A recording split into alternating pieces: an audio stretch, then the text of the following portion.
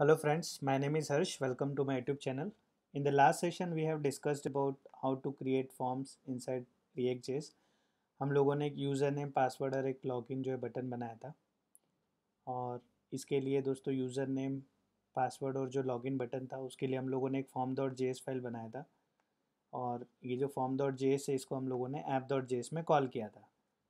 तो दोस्तों आज हम लोग डिस्कस करेंगे किस तरह से जो है फॉर्म को हम लोग वैलिडेट कर सकते हैं। तो शुरू करते हैं दोस्तों।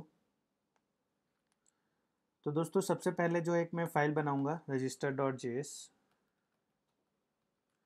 और ये जो रजिस्टर डॉट जेएस होगा बेसिकली इसमें मैं तीन फील्ड्स डिफाइन करूंगा, यूज़र नेम, पासवर्ड और ईमेल। और ये जो तीनों फील्ड्स होंगे इसको मैं वैलिडेट करूंगा और एक रजिस्टर बटन भी होगा। जब मैं उस पर क्लिक करूंगा, अगर मेरा फॉर्म वैलिड है तो मैं एक अलर्ट मैसेज दूंगा, फॉर्म इज़ वैलिड। अदरवाइज़ दोस्तों इनवैलिड मैसेज आएगा। और ये जो वैलिडेशंस होगा यूज़र नेम, पासवर्ड और ईमेल का, बेसिकली मैं चेक करूँगा कि इसका जो लेंथ है वो 5 से कम है क्या। अगर लेंथ 5 से कम होगा तो मैं एरर मैसेज दूंगा। और जो यूज़र नेम, पासवर्ड और ईमेल जो होगा, जिसमें ईमेल फील्ड जो होगा, उसके लिए मैं ईमेल वैलिडेशन भी करूँगा।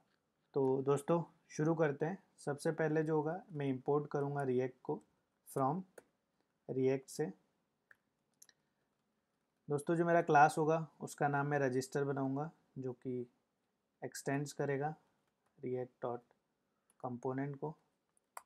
इसके अंदर दोस्तों एक कंस्ट्रक्टर होगा। जैसा कि हम लोग जानते हैं कंस्ट्रक्टर में मैं प्रॉप्स डिफाइन करूँगा और जब भी हम लोग कंस्ट्रक्टर में प्रॉप्स करते हैं हम लोगों को सुपर कीवर्ड यूज़ करना पड़ता है। दोस्तों मैं एक स्टेट डिफाइन करूँगा जैसा कि मैंने बताया, और जो स्टेट होगा इसके अंदर मैं एक एरर्स नाम का एक और ऑब्जेक्ट डिफाइन करूँगा जो मेरा नेस्टेड होगा। सो बेसिकली आप देख सकते हैं ये एक ऑब्जेक्ट है और इसके अंदर एक अनदर ऑब्जेक्ट होगा।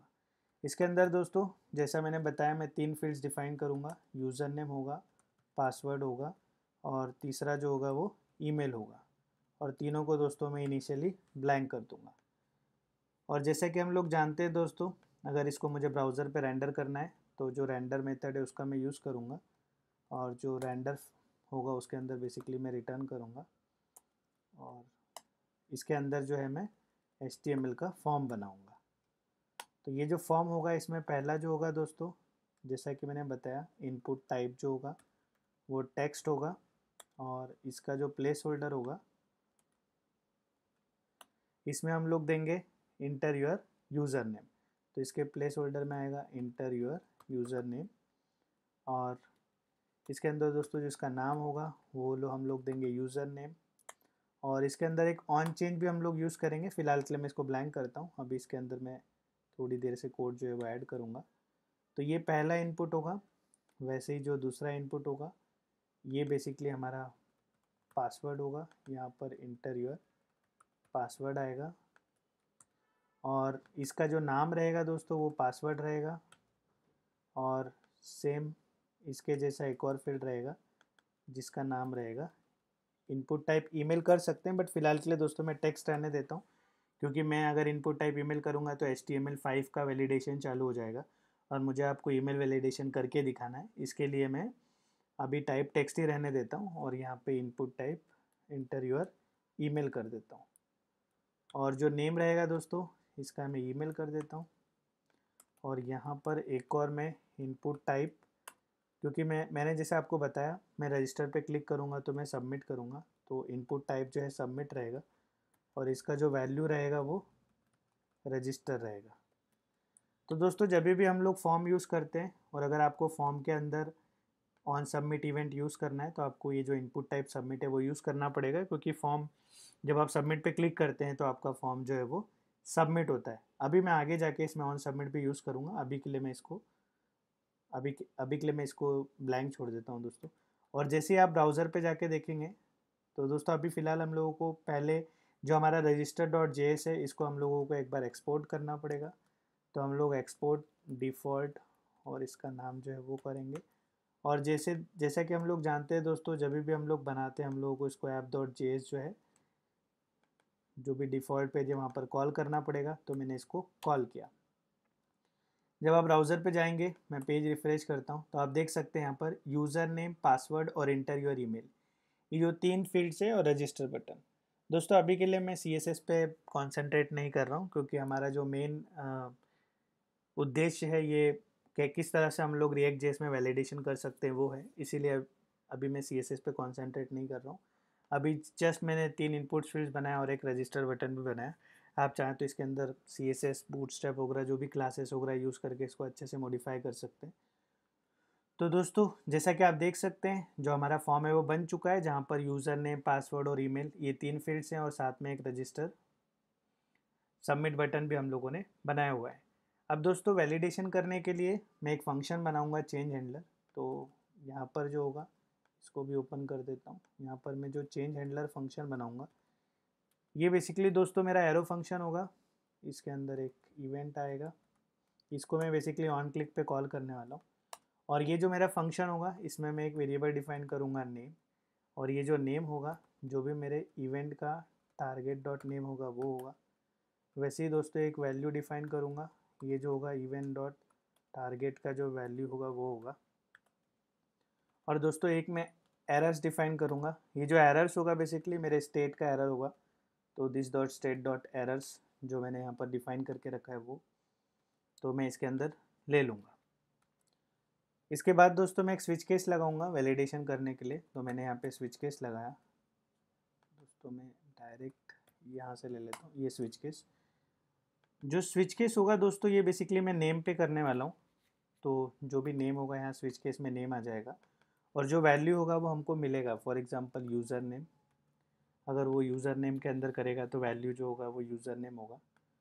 और इस केस में जब यूज़र नेम का वैलिडेशन जो हम लोग केस यूज़र नेम में डालेंगे, तो दोस्तों यहाँ पर मैं क्या करूँगा, जो भी वैलिडेशन होने के बाद जो भी मतलब एरर मैसेजेस डालना है वो मैं एरर्स डॉट यूज़र नेम में डालूंगा। इसीलिए मैंने जो एरर वेरिएबल बनाया ये यहाँ से लिया है। तो अभी फ़िलहाल मैंने इनिशियली इन तीनों को ब्लैंक करके रखा है, लेकिन जब भी कुछ एरर होगा तो मैं इसको एरर डॉट यूज़र नेम में ऐड कर दूंगा। तो यहाँ पर दोस्तों मैं कंडीशन डालूंगा कि जो वैल्यू होगा अगर उसका लेंथ, मैं वैल्यू का लेंथ चेक करूँगा, और अगर वो 5 से कम होगा, अगर वैल्यू का लेंथ 5 से कम हुआ तो दोस्तों एरर मैसेज में दूंगा user name must be 5 characters in 5 characters length, या तो फिर दोस्तों मैं इसको ब्लैंक कर दूंगा। दोस्तों इसको हम लोग टर्नरी ऑपरेटर बोलते हैं। ये बेसिकली जो है इफ एल्स कंडीशन का शॉर्टकट है। तो मैंने यहाँ पे लिखा कि जो भी मेरी वैल्यू होगी यूज़र नेम की, अगर वो 5 से कम हुआ तो मैं ऐसे एरर मैसेज दूंगा user name must be 5 character length, या तो फिर मैं उसको ब्लैंक कर दूंगा। तो दोस्तों जैसा मैंने यूज़र नेम के लिए बनाया वैसा ही मैं पासवर्ड के लिए भी बना दूंगा। तो क्योंकि जैसा मैंने आपको बताया मुझे पासवर्ड के लिए भी सेम वैलिडेशन ही करना है, और यहाँ पर जो है वो पासवर्ड आ जाएगा। और दोस्तों सेम जो होगा मैं ईमेल के लिए भी बनाऊंगा। तो यहाँ पर मैं एक काम करता हूँ, यहाँ पर मैं पासवर्ड की जगह यहाँ पर ईमेल कर देता हूँ, और यहाँ पे भी ईमेल हो जाएगा, और जहाँ जहाँ पर है वो सब ईमेल हो जाएगा। और दोस्तों बाद में क्या करना पड़ेगा कि अगर मैं, आप देख सकते हैं ये मेरा स्विच केस हो गया, और अभी मैं यहाँ पर कंसोल लॉग करता हूँ, कंसोल डॉट लॉग, और यहाँ पर दिस डॉट स्टेट करता हूँ। अभी सिर्फ मैं स्टेट जो है दोस्तों लॉग में प्रिंट कर रहा हूँ, और मैं अभी ब्राउज़र पे जाऊँगा, और जो इंस्पेक्ट है वो हम लोग यूज़ करेंगे जैसा कि हम लोगों ने डिस्कस किया था, डिबगिंग करने के लिए यूज़ करते हैं। दोस्तों यहाँ पर जो है एरर एरर आ रहा है, बिकॉज दोस्तों ये इसलिए हो रहा है क्योंकि मैंने जो ऑन चेंज वहाँ पे जो इवेंट बनाया था दोस्तों, बट उसके अंदर मैंने कुछ पास नहीं किया था। तो दोस्तों मैं एक काम करता हूँ, वैसे भी मेरा फंक्शन मैंने इसके लिए बनाया था, तो मैं यहाँ पर जो है वो उसको कॉल कर देता हूँ। ये जो दिस डॉट चेंज हैंडलर होगा दोस्तों ये मेरा यूज़र नेम, पासवर्ड और ईमेल तीनों के लिए कॉल होगा। तो मैं तीनों के लिए डाल देता हूँ। फिर आप देख सकते हैं एरर जो है वो चला गया। अब मैं यूज़र नेम में दोस्तों यहाँ पे हर्ष डालता हूँ, पासवर्ड में भी हर्ष डालता हूँ, कुछ भी डाल देता हूँ, और यहाँ पर दोस्तों मैं ईमेल आईडी डालता हूँ। दोस्तों आप यहाँ देख सकते हैं क्योंकि मैंने console dot log line number 40 जो है वहाँ पर किया हुआ है, दिस डॉट स्टेट किया था मैंने यहाँ पे। तो ये बेसिकली क्या कर रहा है कि यूज़र नेम, पासवर्ड और ईमेल तीनों ब्लैंक है दोस्तों। ये ऐसा इसीलिए है क्योंकि मेरे पास अभी कोई एरर मैसेज नहीं है, मैंने यहाँ पे डाल के रखा है। अगर लेस देन 5 होगा तो ये होगा, नहीं तो ब्लैंक होगा। तो दोस्तों मैं एक काम करता हूँ, इसको ब्लैंक कर देता हूँ, इसको भी मैं ब्लैंक कर देता हूँ, और इसको भी मैं ब्लैंक, तीनों को मैंने ब्लैंक कर दिया। और फिर हम लोग देखते हैं दोस्तों। तो आप देख सकते हैं एरर जो है उसमें ईमेल में आ गया, email must be 5 characters length. Password में भी एरर आ गया और यूज़र नेम में भी एरर आ गया। तो दोस्तों तीनों में आ गया। और जैसे अगर मैं यूज़र नेम में कुछ टाइप करता हूँ और फिर मैं चेक करूँगा तो यूज़र नेम जो है एम्प्टी होगा, लेकिन ईमेल पासवर्ड होगा। जैसे ही मैं पासवर्ड में कुछ टाइप करूँगा तो आप देख सकते हैं पासवर्ड ब्लैंक हो गया और ईमेल में टाइप करूँगा तो ईमेल ब्लैंक हो गया। लेकिन दोस्तों यहाँ पर एक प्रॉब्लम है। प्रॉब्लम ये है कि जो ईमेल है वो सिर्फ मैंने ब्लैंक के लिए वैलिडेशन किया है। आप देख सकते हैं अगर मेरा ईमेल जो है वैलिड है तो ईमेल अगर मेरा वैलिड है, ये चेक नहीं कर रहा है बेसिकली कि ईमेल जो है मेरा वैलिड है कि नहीं है। और दूसरा दोस्तों जो भी एरर मैसेजेस है वो भी नहीं आ रहा है ब्राउज़र पे। मीन्स अगर आप देख सकते हैं यहाँ पे ब्लैंक है, ये भी ब्लैंक है, तो मुझे यहाँ पे एरर मैसेजेस में आ रहा है। बट ये जो एरर मैसेजेस हैं ये मुझे यहाँ पर दिखाना है, ब्राउज़र पे दिखाना है। सो दोस्तों इसके लिए मैं क्या करूँगा कि जो मेरा रेंडर फंक्शन होगा वहाँ पर मैं एक कांस्टेंट डिफाइन करूँगा और कांस्टेंट के अंदर मैं एरर्स नाम दे दूँगा और यहाँ पर जो भी मेरा स्टेट होगा उसको ले लूँगा। और दोस्तों यहाँ पर मैं एक पैराग्राफ बनाऊँगा और ये जो मेरा पैराग्राफ होगा इसके अंदर मैं एरर्स डॉट यूज़र नेम, क्योंकि यूज़र नेम से रिलेटेड जो एरर है वो एरर्स में आएगा। और इसके अंदर जो होगा वो पासवर्ड होगा और सेम दोस्तों मैं ईमेल के लिए भी कर दूँगा। तो अभी जो भी एरर मैसेजेस हैं आप देख सकते हैं मैंने यहाँ पे डिस्प्ले किया है। तो जैसा कि देखिए दोस्तों मैंने यहाँ पे कुछ टाइप किया और मैंने 3 ही किया, मैंने लेस देन 5 किया है, ये यहाँ पे किया है। तो बेसिकली अभी आ नहीं रहा है दोस्तों, ये इसीलिए ऐसा हो रहा है। एक बार चेक करते हैं, एरर्स डॉट यूज़र नेम यहाँ पे आना चाहिए। तो दोस्तों जैसा कि आप देख सकते हैं एरर्स जब भी मैं यहाँ पर टाइप करता हूँ, फॉर एग्जांपल मैंने यहाँ पर ये टाइप किया और यहाँ पर देखा तो दोस्तों ये जो है ब्लैंक है। मैं इसको एक बार ये डाल देता हूँ। आप देख सकते हैं दोस्तों जैसे ही मैं यहाँ पे टाइप कर रहा हूँ, कुछ भी टाइप कर रहा हूँ, मैं एक बार इसको ब्लैंक करता हूँ और यहाँ पर मैंने कुछ टाइप किया तो एरर जो है वो यहाँ पे यूज़र नेम जो है ब्लैंक आ रहा है। और मैं इसको अगर ब्लैंक करता हूँ तो यहाँ पर मुझे यूज़र नेम के लिए एरर मैसेज जो है वो आता है। बट दोस्तों प्रॉब्लम ये है कि यहाँ पर ये इसलिए हो रहा है, यहाँ पर एरर इसलिए नहीं आ रहा है क्योंकि जो मेरा स्टेट है वो मैंने अपडेट नहीं किया है। तो दोस्तों जो मेरा स्टेट है ना उसको मुझे अपडेट करना पड़ेगा और जब मैं अपडेट करूँगा तो जो एरर मैसेज है वो आएगा। क्योंकि यहाँ पर आप देख सकते हैं यहाँ पर मैंने जो जो भी मेरा एरर मैसेज था ये मैंने इसके अंदर वैल्यू तो अपेंड किया, लेकिन मेरा जो स्टेट है वो अभी भी एम्प्टी है, उसके अंदर मैंने अपेंड नहीं किया। तो दोस्तों मुझे यहाँ पर क्या करना पड़ेगा कि जो मेरा स्टेट है ना उसको अपडेट करना पड़ेगा। तो मैं यहाँ पे क्या करूँगा, दिस डॉट सेट स्टेट, और जो सेट स्टेट होगा इसके अंदर हम लोगों को एरर्स को करना है, तो हम लोग एरर्स करेंगे।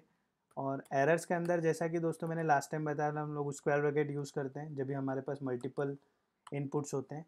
और बस दोस्तों मुझे सिर्फ अपना जो स्टेट है वो अपडेट करना है, क्योंकि स्टेट अपडेट नहीं हुआ था, इसके कारण जो है जो एरर मैसेज है वो मुझे मिल नहीं रहा था।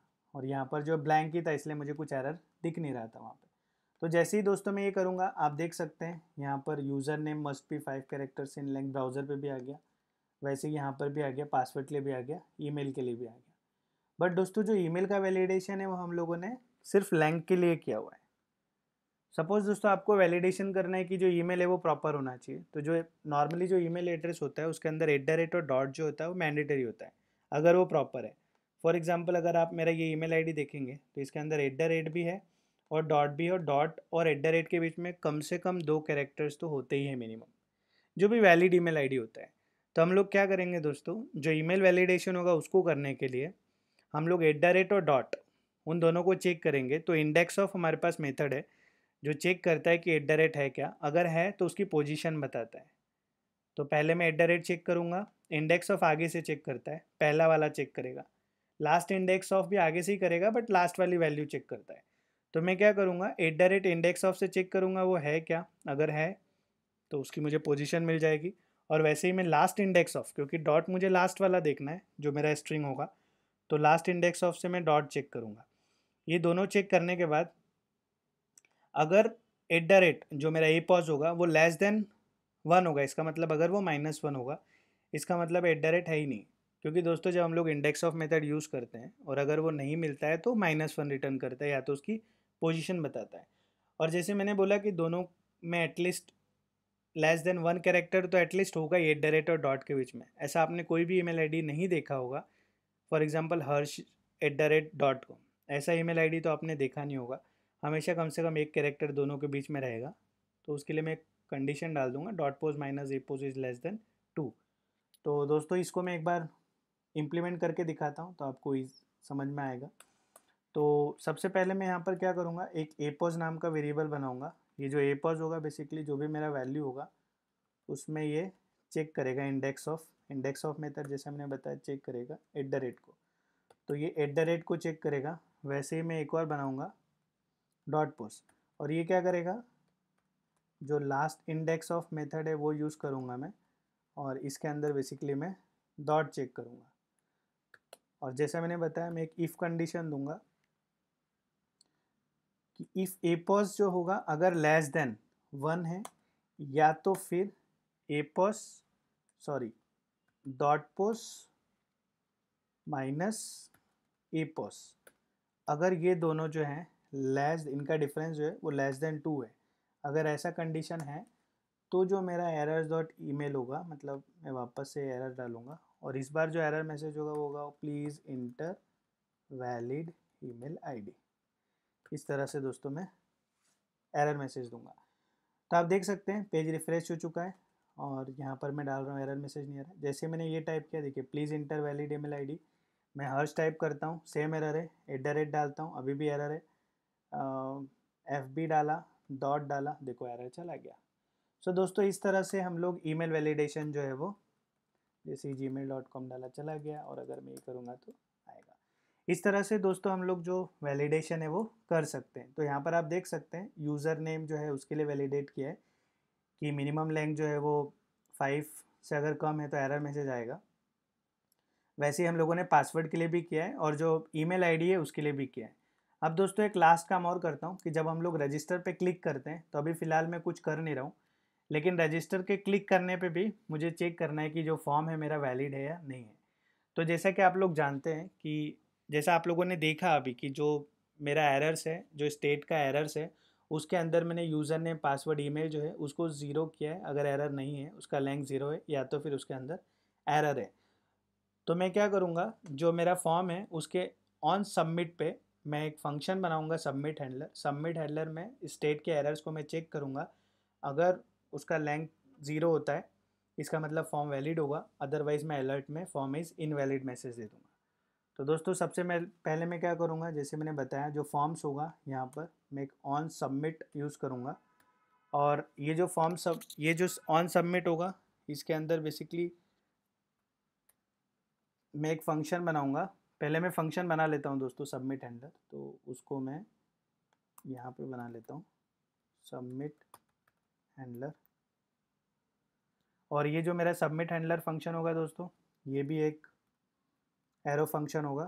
तो ये मैंने एरो फंक्शन बनाया, और इसके अंदर सबसे पहले तो फॉर्म बार बार सबमिट नहीं हो, इसके लिए मैं प्रिवेंट डिफ़ॉल्ट जो मेथड है जो हम लोगों ने लास्ट सेशन में भी यूज़ किया था उसको मैं यूज़ करता हूँ। और यहाँ पर दोस्तों मैं एक इफ़ कंडीशन देने वाला हूँ, और इफ़ कंडीशन जो है उसके अंदर दूंगा दिस डॉट स्टेट में हमारे एरर्स है, उसके अंदर यूज़र नेम है, उसका जो लेंथ है वो जो है =0, अगर वो ज़ीरो है, एंड दोस्तों इसको मैं कॉपी कर लेता हूँ। सेम जो है हम लोग पासवर्ड और ईमेल के लिए भी करेंगे, एंड और यहाँ पर मैंने पासवर्ड किया और यहाँ पे मैंने ईमेल किया। तो दोस्तों अगर ऐसा होता है, मैं इसको टॉगल वार्डरोब कर देता हूँ। तो इस कंडीशन में दोस्तों अगर ऐसा होगा तो अलर्ट हम लोग दे देंगे कि जो फॉर्म है वो वैलिड है, या तो दोस्तों हम लोग जो एल्स कंडीशन होगा उसमें डाल देते हैं एल्स में फॉर्म इज़ इनवैलिड। तो मैं यहाँ पर एक अलर्ट मैसेज देता हूँ जो फॉर्म है वो इनवैलिड है।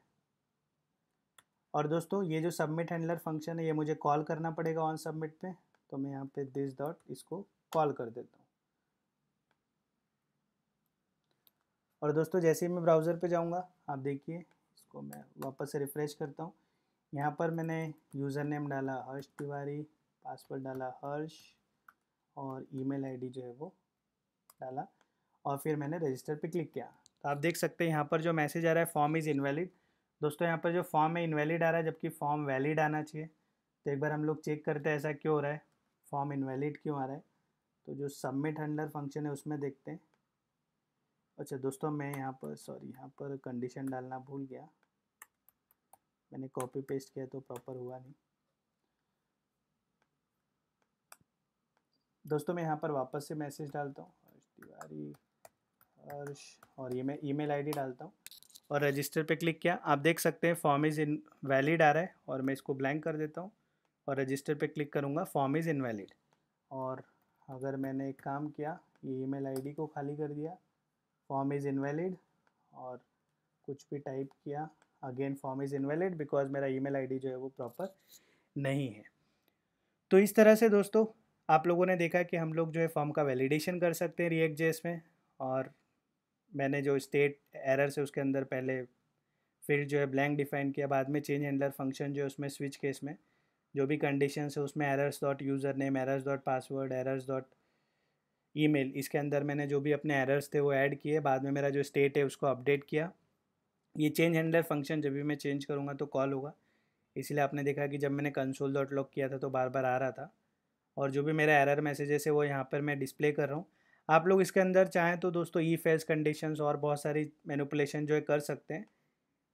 इस वीडियो में मेनली मैंने कॉन्सेंट्रेट किया है कि किस तरह से हम लोग वैलिडेशंस कर सकते हैं, बट इसके अलावा भी हम लोग इसके अंदर काफ़ी सारी चीज़ें जो हैं, जैसे कि आप देख सकते हैं यहाँ पर कोई भी CSS नहीं है, आप CSS ऐड कर सकते हैं, प्लस जो भी आपको इफ एल्स कंडीशन लगाना है एरर मैसेजेस के लिए, और आपको और भी अगर कुछ कंडीशंस डालना है तो आप इसके अंदर डाल सकते हैं। So hope you like this video. Please like, share and subscribe. Thank you.